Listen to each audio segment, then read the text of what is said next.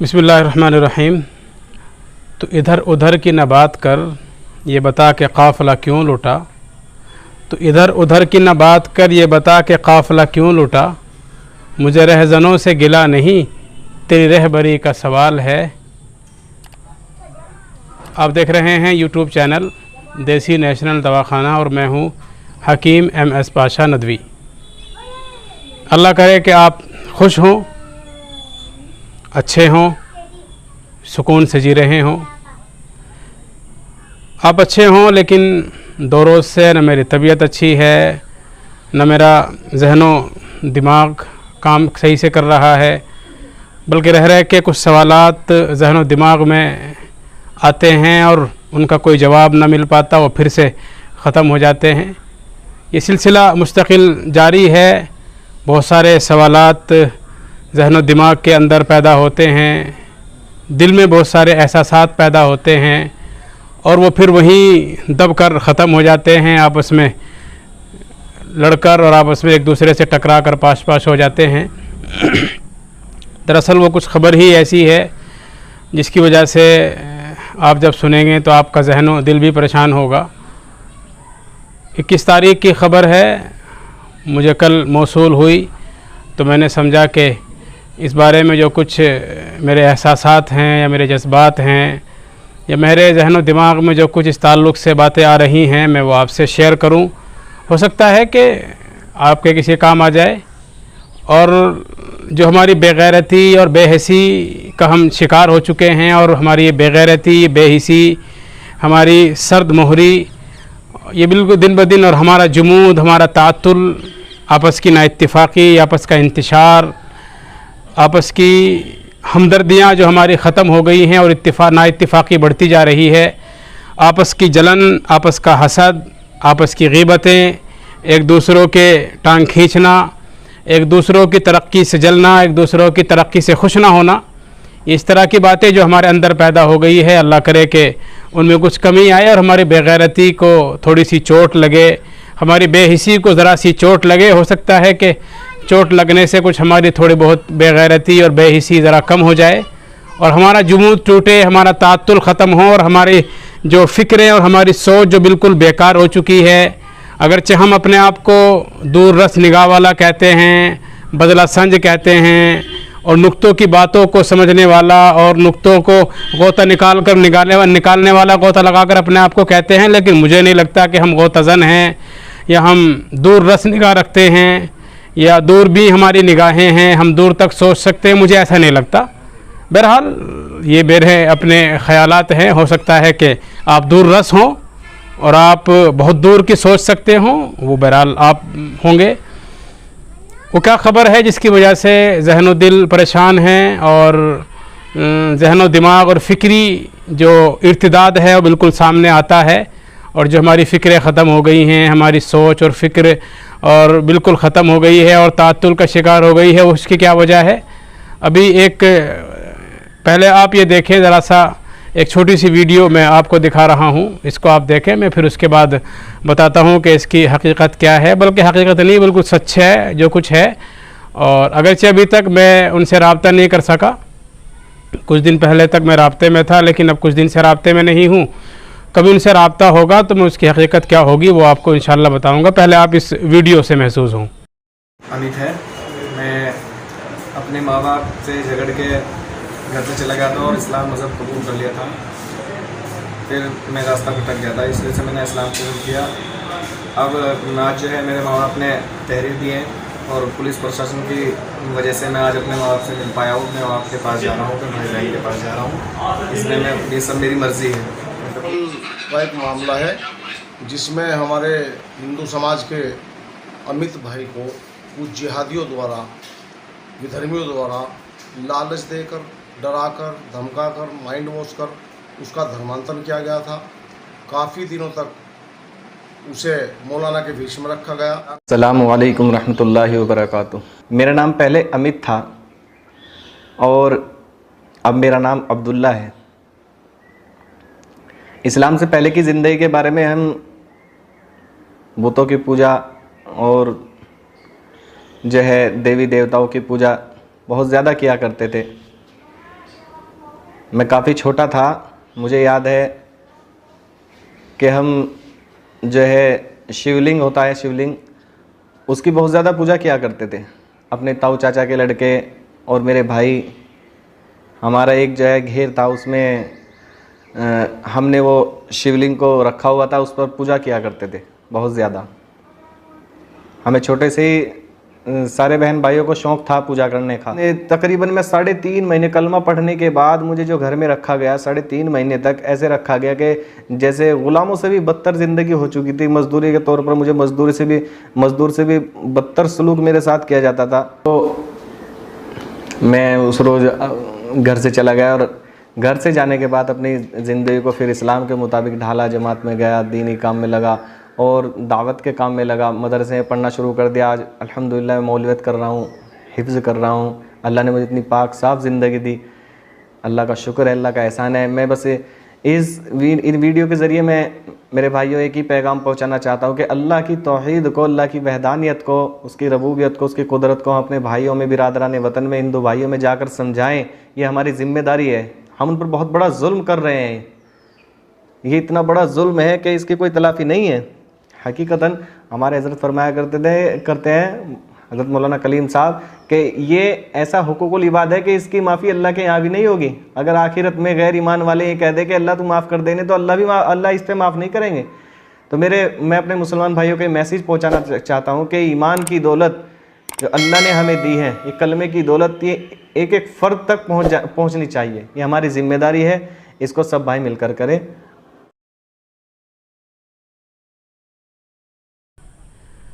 अब आप देखा आपने कि ये हमारे भाई अमित कुमार हैं, जो चरथावल के करीब किसी गांव के रहने वाले हैं। और ये कुछ दिन पहले तक भाई अब्दुल्ला थे। पहले भी ये अमित कुमार थे, दरमियान में फिर अब्दुल्ला भाई हो गए, फिर से ये अमित कुमार हो गए। और ये माशाल्लाह इनकी एक बाशारा दाढ़ी है, बड़े अच्छे लगते थे देखने में। मैं ज़्यादा तो इनसे मरबूत नहीं था, लेकिन थोड़ा बहुत इन्हें जानता था। बहरहाल अच्छे शख्स थे ये, और अब बहुत दिन से राब्ते में नहीं हूँ। क्या वजह रही होंगी? कुछ तो मजबूरियाँ रही होंगी, यूँ ही कोई बेवफा नहीं होता। क्या मजबूरी होगी कि इन्होंने मज़हब इस्लाम कबूल किया था और इस्लाम में ये आए थे, और फिर क्या मजबूरी हुई, क्या इनके साथ परेशानी आई, क्या हालात की नासाजगारी का इन्हें सामना करना पड़ा, क्या इनके साथ दिक्कतें आई, क्या परेशानियाँ इनके दरपेश रही जिसकी वजह से फिर से मज़हब इस्लाम को छोड़कर अपने पुराने मज़हब हिंदुयत में चले गए हैं। जबकि ये भी जानते हैं, आप भी, मैं भी, पूरी दुनिया जानती है कि मज़हब इस्लाम पूरी दुनिया के वाहिद ऐसा मज़हब है जो सबसे ज़्यादा पुरअमन है, जिसकी तालीमात यकसा तौर पर सबके लिए हैं, जिसमें सबको बराबर के हुकूक़ दिए जाते हैं, और जो सलामती ही सलामती है, जिसमें भेदभाव नहीं है, इंतशार नहीं है, आपस की दूरियां नहीं हैं।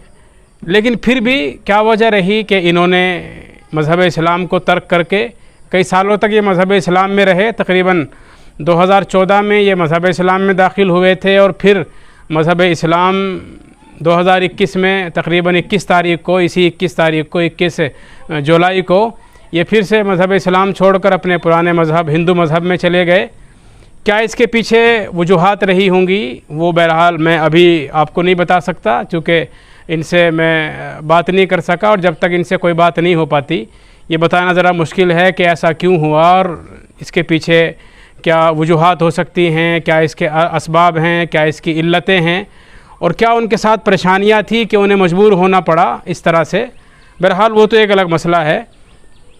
लेकिन मैं ये सवाल अपने आप से कर रहा हूँ, सबसे पहले अपने ज़मीर से जो बेज़मीर हो चुका है, अपने जहन से जो बिल्कुल जिसके अंदर सोचने समझने की सलाहियत है ही नहीं, और उन बावकार लोगों से जो अपने आप को कौम का रहबर, कौम का रहनुमा और कौम का ज़िम्मेदार, बल्कि कौम का अपने आप को ठेकेदार समझते हैं, और जो अपने आप को ये समझते हैं कि हम मुस्लिम कौम के बड़े ही मुशफ़िक़ हैं, उन पर बड़े मेहरबान हैं, बड़े हमदर्द हैं और बड़े हमराज हैं मुस्लिम कौम के। उनसे मैं ये सवाल कर रहा हूँ कि आखिर क्या वजह है इसकी कि एक नौजवान जो हमारे करीब आया था और कुछ दिन हमारे करीब रहा और फिर वो हमसे दूर हो गया।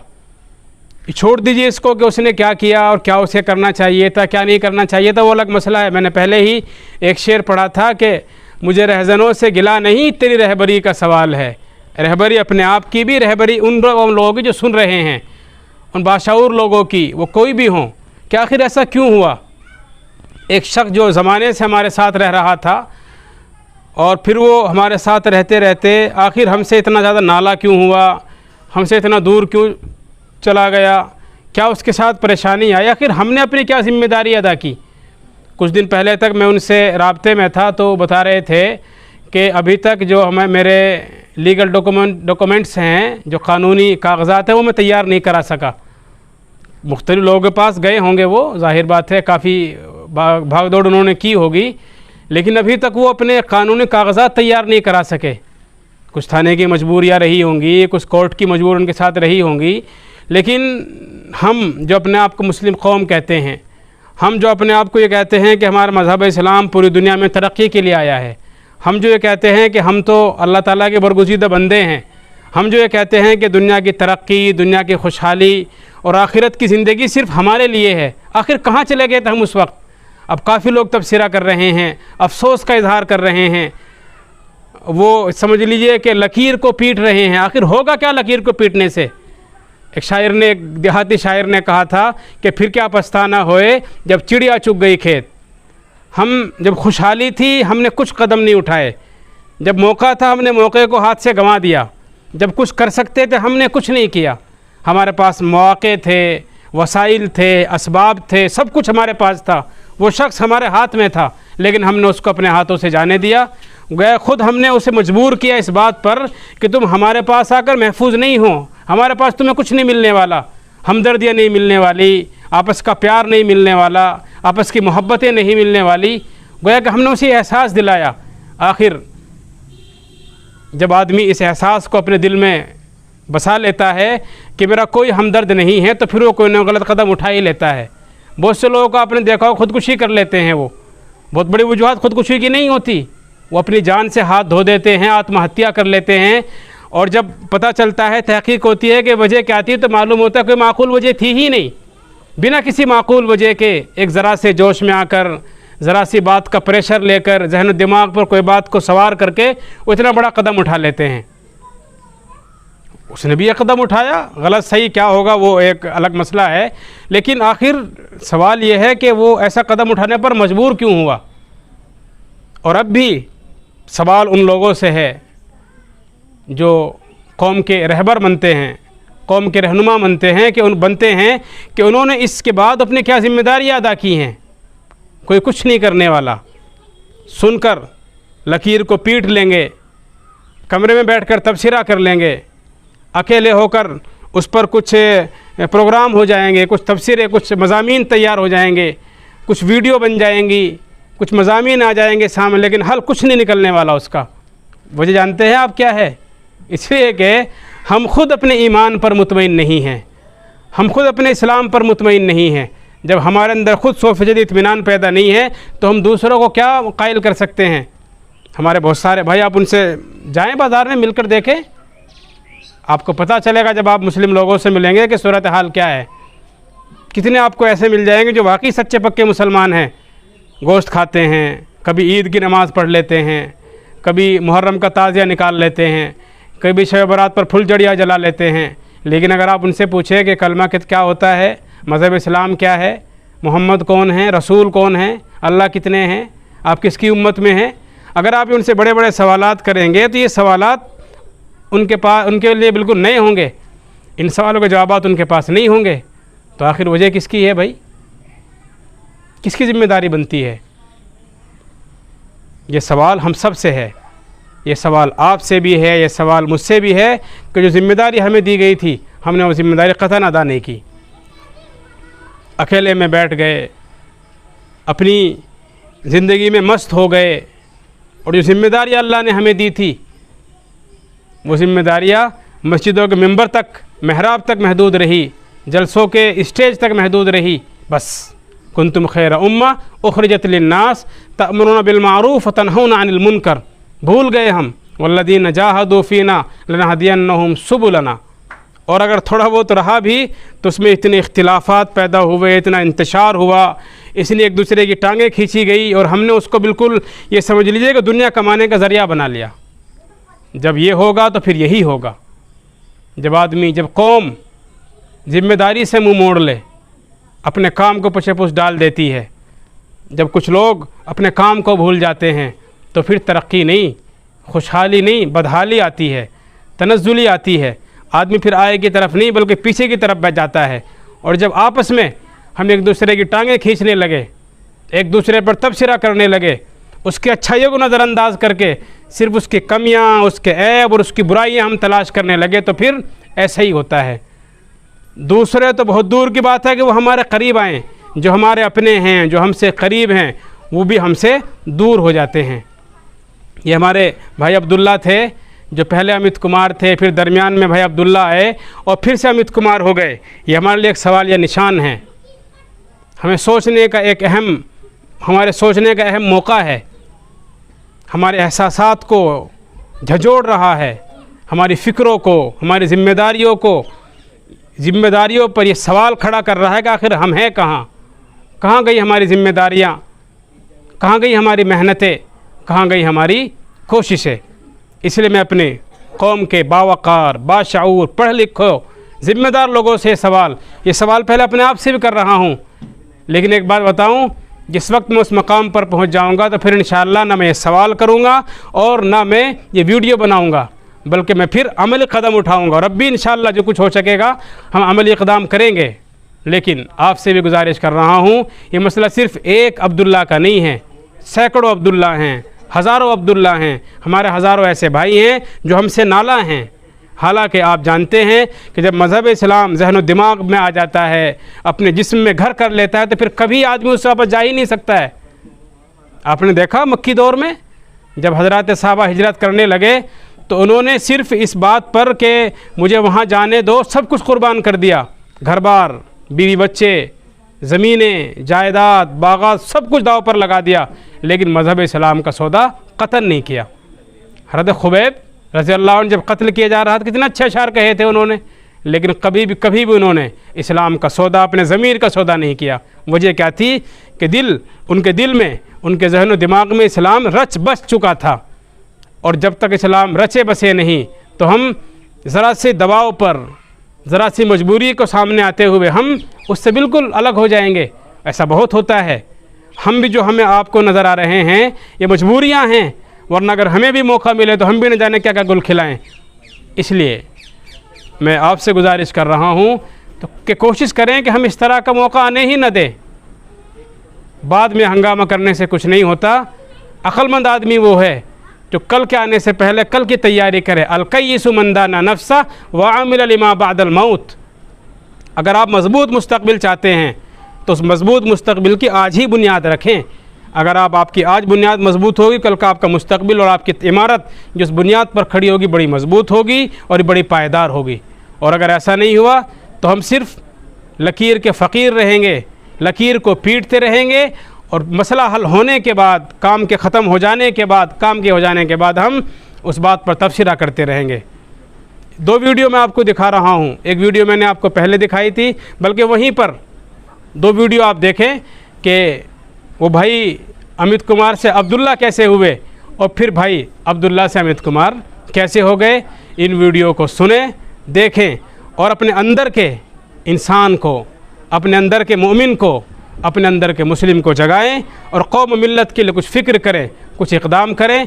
अल्लाह करे कि हमारी ज़िंदगी भी कुछ दीन मतीन की खिदमत में काम आ जाए और हम भी इस दुनिया के साथ साथ आखिरत में भी अल्लाह के हुजूर जब हाज़िर हों तो हमें सर नीचे ना करना पड़े, अफसोस ना करना पड़े और हम ये ना कहे कुन्तु तुराबा, काश मैं मिट्टी हो जाता, ए अल्लाह फिर तू मुझे एक मौका और दे दे। बल्कि हम तो ये कहें कि ए मौला, जो कुछ हमसे हो सका हमने आपकी खिदमत के लिए पेश किया है, अब तेरे ही हाथ में है।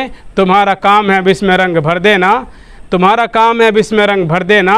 बिसात इश्क ये तस्वीर खींच दी हमने। अस्सलामु अलैकुम व रहमतुल्लाहि व बरकातुहू।